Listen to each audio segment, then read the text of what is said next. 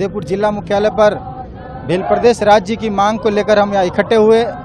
जिस तरह से आप देख रहे हैं कि हमारी बोली भाषा किस तरह से दूसरों से भिन्न है, हमारा पहनावा किस तरह से दूसरों से भिन्न है, हमारी संस्कृति किस तरह दूसरों से भिन्न है, हमारी पूजा पद्धति किस तरह से भिन्न है, हमारी विवाह पद्धति किस तरह से भिन्न है, उस तर्ज पर इतिहास को देखते हुए उस तर्ज पर हम चाहते हैं कि इसका संरक्षण हो।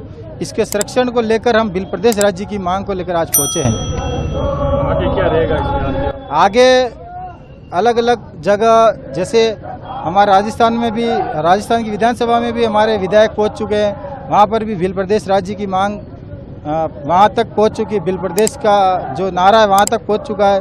मध्य प्रदेश में भी हमारे विधायक है, उन्होंने भी भील प्रदेश की मांग को लेकर वहां भी आवाज़ उठा चुके हैं। और यह जो आंदोलन है भील प्रदेश की मांग का निरंतर चलता रहेगा। आने वाली जो पहले से पूर्वजों के ज़माने से हमारी जो मांग है वो आने वाली पीढ़ी तक हम पहुंचाएंगे। इस मांग को हम शांतिपूर्वक धरनों से और संवैधानिक जो आंदोलन कर इसको हम भील प्रदेश मांग कर रहे हैं और इसको हम लेकर रहेंगे। थाली मादल के धुन पे आप नाच गा रहे हो, उसका क्या संदेश देना चाह रहे हो कलेक्टर पे जो आप आए हो?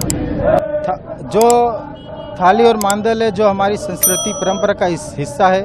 कहीं भी हम सुख में हम इसको हमारी परंपरा बजाते हैं, लोग खुशी से नाचते हैं। तो आज जिला कलेक्टर पर बजाने का यही है कि हमारी संस्कृति दूसरों से भिन्न है। आप दूसरों को देखेंगे कि थाली मांदल का उपयोग वो ना कर पाते और जिस तरह से वो आदिवासी झूमते नाचते, वो दूसरे जो लोग हैं जो इंडिजिनस नहीं है, वो आदिवासी नहीं, वो नहीं कर पाते।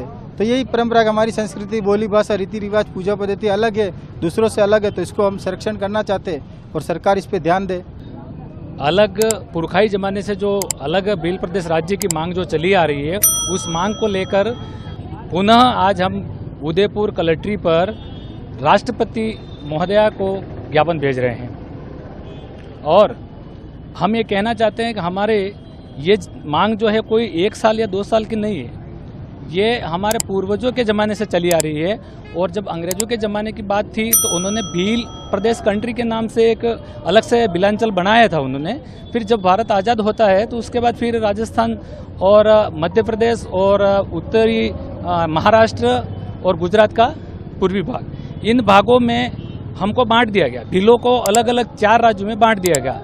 अब इन चारों भागों में हमारी बोली एक जैसी मिलती है। जैसे महाराष्ट्र का उत्तरी भाग ले लें अपन, या फिर मध्य प्रदेश का पश्चिमी भाग ले लें, और राजस्थान का और दक्षिणी भाग ले लें, और गुजरात का पूर्वी और उत्तरी भाग ले लेते हैं, तो वहाँ पे आप बोली देखेंगे तो भी एक जैसी ही मिलेगी। केवल टोन या फिर उनका प्रोनाउंसिएशन अलग अलग मिल सकता है, पर बोली एक जैसी मिलेगी। लंबी समय की मांग है, क्या कारण रहा है सर देरी का? तो आपको देरी का कारण तो बहुत सारे रहते हैं। जैसे एक सबसे बड़ा कारण जो आज के टाइम में देश में चला रहा है वो राजनीतिक कारण। यहाँ पर जितने भी ये क्षेत्र जो है वो है 5वीं अनुसूची अधिशासित क्षेत्र।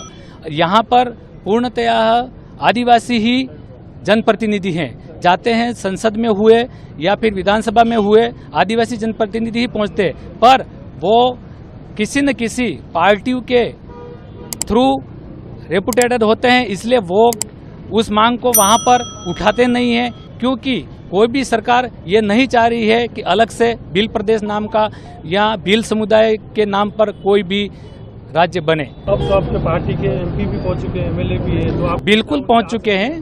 बिल्कुल हमको पूर्णतः 100 ही नहीं 110% पूरा विश्वास है कि आज हमारे पास राजस्थान में 3 MLA पहुंच चुके हैं और चौथा भी पहुंचने ही वाला उपचुनाव में, और मध्य प्रदेश में 1 पहुंच चुके हैं। और सबसे बड़ी बात हमारे लिए खुशी की यह है कि हमारा सांसद भी पहुंच चुका है, देश दिल्ली में संसद में बैठ रहा है। और हमको पूरा विश्वास है कि आने वाले समय में 1 नहीं, कम से कम 10 सांसद हमारे वहाँ पहुंचेंगे और ये भील प्रदेश राज्य की मांग बहुत ही जल्दी पूरी होगी।